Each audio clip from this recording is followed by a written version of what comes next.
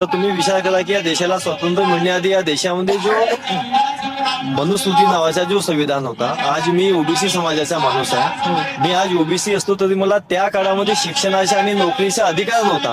परंतु धन्यवाद त्या बाबासाहेब की त्यांनी आम्हाला भारतीय संविधानाच्या नवीन संविधानाच्या माध्यमातून शिक्षणाचा आणि नोकरी करण्याचा अधिकार दिला. त्याच्यामुळे आम्हाला भारतीय जनता पक्षाच्या विचारधारेतील संविधान नकोच. म्हणजे मला तर असं वाटत होतं की तुम्हाला कोणत्या तरी देवा धर्मानं नोकरी करण्याचा अधिकार दिला असं नाही. तर कसं आहे की जे ओबीसी लोक आजही भारतीय जनता पक्षाच्या विचारधारेमध्ये गुरफटलेले आहेत, त्यांना असंच वाटते की आम्हाला शिक्षणाचा आणि नोकरीचा अधिकार कुणीतरी दिलाय. पण सामान्यांचा विचार करणारा तोच व्यक्ती झालेला असावा. आणि तुमचे आतापर्यंतचे जे प्रश्न आहेत शेतकरी विकास आणि शिक्षणाच्या बाबतीत, तर शेतकऱ्याच्या बाबतीमध्ये असं आहे की जर समजा वर्षाला 6,000 रुपये जरी येत असतील, परंतु जी 500 रुपयाला मिळणारी डीएपीची बॅग होती ती आता झाली आहे 1,500ला. म्हणजे एक साधारण शेतकरी जर वर्षामध्ये 10 डीएपीच्या बॅगा घालत असेल तर त्याचे 10,000 जास्त झाले. म्हणजे निव्वळ एका डीएपीच्या बॅगावर शेतकऱ्यांकडून 10,000 रुपये अतिरिक्त वसूल करून त्यांना फक्त 6,000 रुपये वर्षाला दिल्या जात आहेत. राहिली गोष्ट विकासाची, आपण जिथं राहतो तिथला जर विचार केला तर इथल्या मोठा जो नेता आहे नितीन गडकरी, त्यांच्या सिमेंट कंपनीचा फायदा व्हावा, आधी अदानीचे ट्रक चालावे. म्हणजे हे सिमेंट रोड जे बनले यांचे फायदे कोणाला झाले? फक्त मोठ्या लोकांना. सिमेंट कंपनी ज्यांच्या आहेत आणि ज्यांचे ट्रक चालतात त्यांना. राहिली गोष्ट मग शिक्षणाची, विकास झाला ना, पण रोड बनवून विकास झाला ना, पण त्याचा फायदा कोणाला होत आहे? विकासापेक्षा तर बेरोजगारांना रोजगार मिळणे आवश्यक होता है ना. त्यानंतर राहिली गोष्ट शिक्षणाची, तर कोणताही राष्ट्र जर सशक्त राष्ट्र बनवायचे असेल तर त्या देशातला नागरिक हा शिक्षित आणि आरोग्याने सुदृढ असावा, नाही अंधभक्त असावा. पण आता तुम्हाला माहित असेल की देशामधली आरोग्य सेवा तर 3 ते 4 वाजदेश आहेत, पण शिक्षणाच्या बाबतीमध्ये जर तुम्ही विचार केला त्या देशातल्या देशात महाराष्ट्रात आपण राहतो, तर महाराष्ट्रातल्या 62,000 शाळा ही गव्हर्नमेंट प्रायव्हेट मध्ये घालण्याच्या तयारीमध्ये. म्हणजे समजा जर शासकीय शाळा जर बंद पडल्या तर आज खाजगी शाळेची जी फीस आहे 100-200 रुपये रोजी करणारा माणूस आपल्या मुलांना सीबीएसईच्या शाळेत शिकवू शकत नाही. मग समजा आज गरिबांची मुलं जर शिकले नाही तर उद्या चालून त्यांना नोकऱ्या नाही, म्हणजे गरिबांनी भविष्यात करायचं काय? म्हणजे तुमच्या जर शिक्षण बंद झाला यशाच्या तर तुमच्या उद्याच्या रोजगारही तुमच्यापासून हिरावला गेला आणि तुम्हाला जिवंत राहण्यासाठी माती फेकण्यापेक्षा दुसरा कोणताही पर्याय राहणार नाही. आणि या ठिकाणी सगळे सुशिक्षित लोक जमलेले आहेत या सभेमध्ये. आणि त्या अनुषंगाने मी एक गोष्ट सांगतो की संतांनी महापुरुषांना आपल्याला एक मेसेज दिला होता, या समाजाला जागवण्याचं काम कोण करेल, है ना. बाबासाहेबांचा स्टेटमेंट होता, या समाजाला जागवण्याचं काम कोण करेल.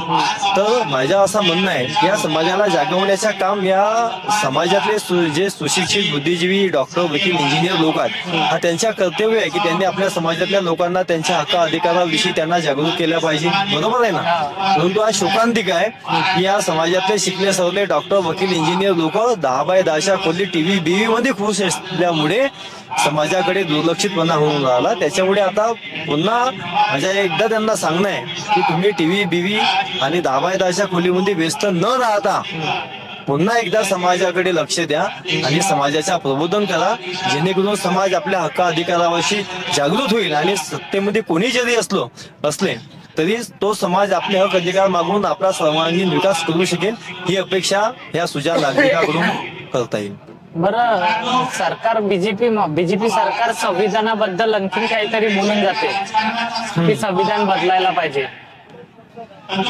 नाही, ती लोकांपुढे बोलताना तर बाबासाहेबांनी दिलेल्या भारतीय संविधानाचा पुरस्कार करते, परंतु त्यांच्या इंटरनली जो काही बी आहे ते विरोध करतात. जर समजा या देशातल्या लोकांना जर भारतीय जनता पक्षाच्या विचारधारेतला जर संविधान पाहिजे तर तुम्ही विचार करा की या देशाला स्वातंत्र्य मिळण्याआधी या देशामध्ये जो मनुस्मृती नावाचा जो संविधान होता, आज मी ओबीसी समाजाचा माणूस आहे, मी आज ओबीसी असतो तरी मला त्या काळामध्ये शिक्षणाचा आणि नोकरीचा अधिकार नव्हता.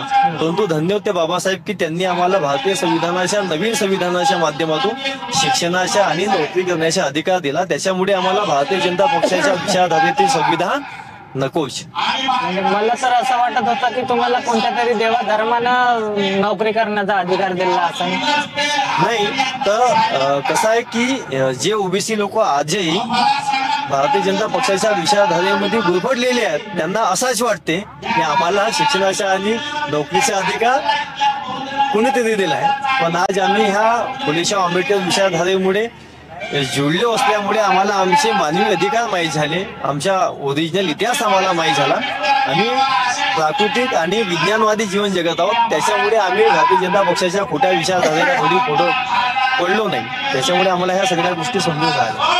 ओबीसी मधील खालच्या स्तराचे लोक म्हणा किंवा ओबीसी समाजाचे, अदर बॅकवर्ड समाजाचे सत्तेमध्ये मोठ्या मोठ्या पदावर किती पर्सेंट लोक असतील तुम्हाला वाटते? सत्तेमध्ये जरी ते असते पण पॉवरमध्ये नाही आहेत ना. जसा समजा की आता नरेंद्र मोदी जे स्वतःला ओबीसी म्हणतात पण ऍक्च्युअली ते उच्चवर्णीय समाजाचे आहेत. आता नाना पटोले, मी ज्या जिल्ह्यातून आहो त्या जिल्ह्याच्या प्रमुख नेते जे आहेत नानाभाऊ पटोले, कोणत्या पक्षाचे असो, आज नाना पटोले सारख्या एक ओबीसी नेत्याला जर तिथे बोलण्याचा अधिकार नसेल, जो व्यक्ती आज महाराष्ट्राच्या विधानसभेच्या अध्यक्ष राहिला, लोकसभेचा खासदार राहिला, आमदार राहिला, भावी मुख्यमंत्री म्हणून ज्याच्याकडे पाहता येतो, एवढ्या मोठ्या लेवलच्या नेता जर मोदी सामने बोलत नसेल, याच्याच अर्थ उच्चवर्णीय पक्षापुढे ओबीसी नेत्यांची काय हालत आहे तुम्ही समजू शकता. म्हणजे तुम्हाला असं म्हणायचं आहे की अजूनही तेवढं स्थान भेटलेलं नाहीये सत्तेमध्ये?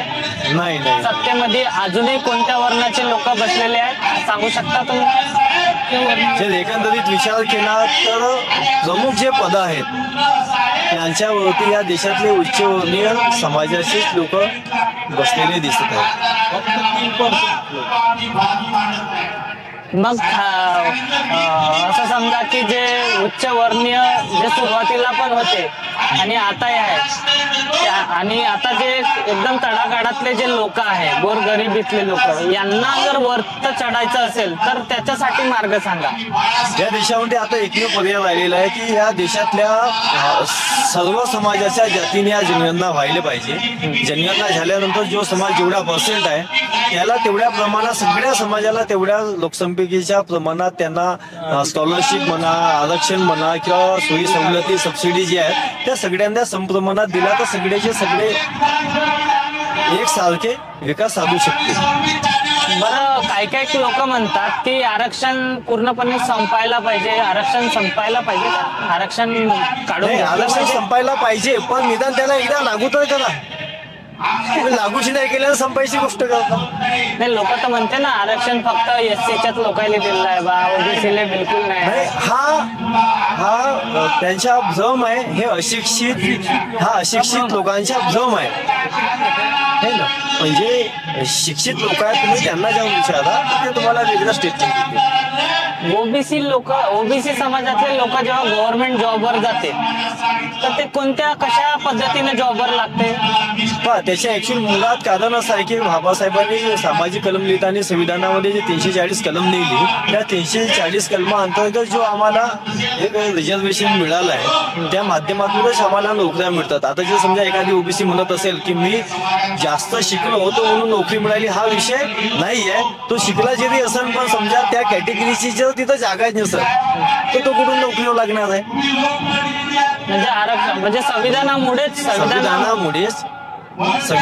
आरक्षणामुळेच तो नोकरीवर लागतो. आता तुम्ही एक ओबीसी आहे म्हणून तुम्हालाच प्रश्न विचारतो, तुमचे ओबीसीचे लोक संविधानाचा विरोध करते, तर तो विरोध केलेला फायद्याचा आहे की चुकीचा आहे त्यांच्यासाठी? ऍक्च्युअली हा विरोध करण्यामागचा कारण कसं आहे की या देशातल्या उच्चवर्णीय समाजाच्या पक्षांनी म्हणा किंवा त्या विचारधारेने किंवा त्या लोकांनी ओबीसी समाजाला बाबासाहेब आणि संविधान जाणून बुजून समजू दिला नाही. तुम्हाला माहित असेल की जेव्हा बाबासाहेबांनी जो राजीनामा दिला होता, म्हणजे जेव्हा हिंदू कोड दिला आहे ना, जेव्हा पहिल्यांदा पंडित नेहरू बाबासाहेबांकडे आले होते आणि त्यांना जेव्हा आमच्या सरकारला समर्थन करा असं म्हणले होते, तेव्हा बाबासाहेबांचा स्टेटमेंट काय होता की नेहरूजी मैं आपको आपके कांग्रेस सरकार को समर्थन करता हूँ, पर मेरी एक शर्त है कि आपके इस देश के 52% ओबीसी समाज को उनके हक और अधिकार उनको देना होगा, वो भी 1 साल के अंदर. नेहरूंनी हो म्हणला, पण सत्तेत आल्यानंतर नेहरूंनी तसा काही केला नाही.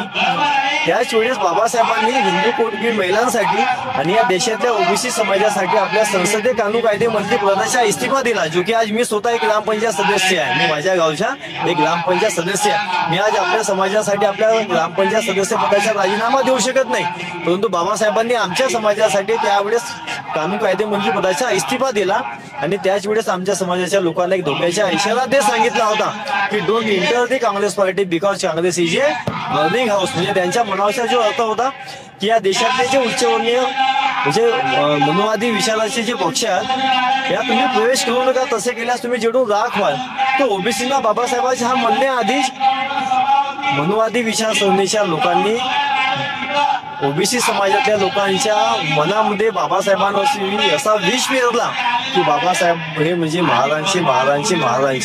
तर बाबासाहेब म्हणजे ओबीसी समाजाच्या लोकांनी बाबासाहेबांच्या पाठीमागे जाण्याऐवजी उलट बाबासाहेबांचा विरोध करू लागले. तर हा मूळ कारण होता की या देशातल्या उच्चवर्णीय विचाराच्या लोकांनी ओबीसी लोकांना बाबासाहेब समजून दिले. ते समजण्यासाठी काय करायला पाहिजे लोकांनी? यासाठी आता हे निवड असे मोठे महामेळावे सभाच नाही तर आता ओबीसी लोकांच्या घरोघरी वैयक्तिक घरोघरी जाऊन त्यांना अर्धा एक तास द्यावा लागेल. त्यांना हा संपूर्ण इतिहास समजून सांगावा लागेल. भाषणे ऐकून परिवर्तन होणार नाही. आता लोकांच्या घरी जाऊन त्यांच्या मानसिक परिवर्तन करावं लागेल, वैचारिक परिवर्तन करावं लागेल. बरं, तुम्हाला 100% असं वाटते का ओबीसी समाजाने तुमचाच ओबीसी मधूनच आलेले महात्मा फुले यांना तरी वाचलं असेल का? नाही. बाबासाहेबचं सोडा नाव. नाही. जर त्यांनी बाबासाहेब वाचले असते तर ऑटोमॅटिकली बाबासाहेबाचं नाव सोडा, महात्मा फुलेंना वाचलं का हे सांगा. नाही. त्यांना ओबीसी समाजाच्या लोकांना ह्या वाचण्यापासून ह्या चळवळीपासून म्हणजे दूर ठेवण्याच्या कामच या देशातील मनुवादी व्यवस्थेने केलेलं आहे. त्यांना जातीभेद धर्मभेद याच्यामध्येच गुंफून ठेवलाय. त्याच्यामुळे आमच्या लोकांना धर्म आणि जात जेवढा प्रिय आहे तेवढा त्यांच्या प्राथमिक हा अधिकार नाही आहे. ब्राह्मणी व्यवस्थेनुसार 5 वर्ण आहे. ते वर्ण कोणते आहे माहिती आहे तुम्हाला? ब्राह्मण, क्षत्रिय, वैश्य, शूद्र, अतिशूद्र. आता समजा ओबीसी वर्ग हा कोणत्या वर्णात मोडते? शूद्र. पण तरी पण ओबीसी स्वतःला ब्राह्मण का बरं समजते? म्हणजे उच्च वर्णीय किंवा आम्ही महाराजपेक्षा खूप श्रेष्ठ.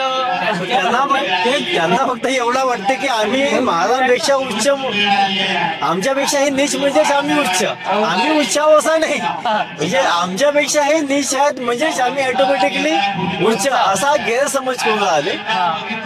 जो की पण त्यांना हे माहिती आहे की आमच्यापेक्षा मनुस्मृतीनुसार 3 लोक उच्च आहे म्हणून माहित नाही, विसरले ते लोक. याची जाणीव असायला पाहिजे म्हणून स्वतःला. बरं, जे बी काही आहे, बरं मनुस्मृती आणि संविधानामध्ये थोडक्यात फरक सांगा. मनुस्मृतीमध्ये उच्चवर्णीय समाजाच्या हिताच्या सगळ्या गोष्टी होत्या आणि भारतीय संविधानामध्ये म्हणजे बहुजनांच्याच नाही तर या देशातल्या 100% भारतीय लोकांच्या कल्याणाच्या गोष्टी आहेत. हा एक फरक आहे. तिथे फक्त उच्चवर्णीय लोकांचाच विचार होता आणि भारतीय संविधानामध्ये देशातल्या प्रत्येक नागरिकाचा विचार ठेवण्यात आला. महिलांसाठी मनुस्मृती फायद्याची होती की संविधान फायद्याचं आहे? भारतीय संविधान. मनुस्मृतीमध्ये असा कोणता कायदा होता की पती मेल्यानुसार पत्नीला जळावं लागत होतं आणि त्याचा संविधान असल्यामुळे कोणता फायदा आहे किंवा तोटा आहे? मनुस्मृतीनुसार पती मेल्यानंतर त्या काळामध्ये पत्नीला सती म्हणून तिथं जळावा लागत होता किंवा तिला म्हणजे एक प्रकारे मारल्या जात होता असं म्हणता येईल आपल्याला, है ना. म्हणजे ढोल ताशे घेऊन तिला जर नाही म्हणलं तर ते जबरन तिला बासाने बांधून वगैरे ढकलल्या जात होता. बासाने बांधून ढकलल्या जात होता, नाही म्हणलं तरी एवढाही अधिकार नाही होता का नाही मरायचं आहे मला? बिलकुल. आणि भारतीय संविधानानुसार आता म्हणजे महिला इतक्या म्हणजे मोकळ्या आहेत की बाबासाहेबांनी हिंदू कोड बिलाच्या माध्यमातून भारतीय पुरुषांच्या बरोबरीने या देशातल्या महिलांना सुद्धा 50% अधिकार मिळवून दिलाय. त्याच्यामुळे आता तरी पण ओबीसी समाजातल्या महिला बाबासाहेबांना आणि संविधानाला विरोध करतात. नाही, या सगळ्या मागचा जो म्हणजे ह्या विरोधाभासाचा जो सगळा एकमेव कारण आहे की यांनी बाबासाहेबांचे विचार किंवा बाबासाहेबांना म्हणजे वाचलं नाही, समजलं नाही, त्याच्यामुळे ते विरोध करतात. आणि त्याच्यामध्ये चुकी आता आमचीच म्हणावी लागेल की आम्ही ज्या प्रमाणामध्ये समाज प्रबोधन करायला पाहिजे आपल्या समाजामध्ये जाऊन तर तो आता कुठेतरी होत नाहीये. जो महात्मा फुलेंनी केला समाज प्रबोधनाचं काम गाडगे महाराजांनी केला तो आज प्रबोधन होताना दिसत नाहीये. त्याच्यामुळे हे प्रॉब्लेम आज एक आहे. मग बरं, भारतीय आता जे जनसामान्यासाठी संविधानच फायद्याचं राहील की मनुस्मृती फायद्याचं राहील, शेवटला प्रश्न. नाही, यासाठी भारतीय संविधान हा एकमेव उपाय आहे. कारण की भारतीय संविधानामध्ये कोणत्याही विशिष्ट एका जाती धर्माच्या म्हणजे विचार करण्यात आलेला नसून या देशातल्या 100% सर्व समाजाच्या सर्वांगीण विकासासाठी असा भारतीय संविधान लिहिण्यात आलाय.